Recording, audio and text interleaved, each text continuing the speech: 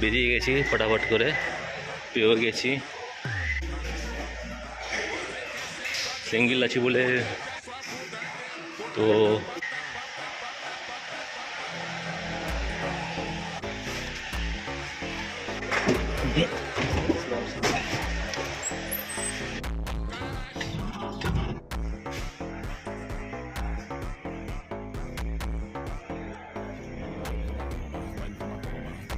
এখান থেকে আমরা রোপওয়েতে চড়বো নিচে পাতাল গঙ্গা পাপনাশিনী দেখতে যাওয়ার জন্য। আপনারা চড়তে পারেন, ভালো ওয়েট করার জায়গা আছে, লাইন দিয়ে ওয়েট করতে হবে।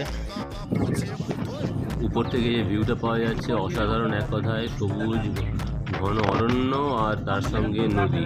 এখানে দুটি নদী বেশ পরপর করে মিশেছে, কৃষ্ণা, নিচে আছে পাতাল গঙ্গা। উপর থেকে দেখতে অসাধারণ লাগছে।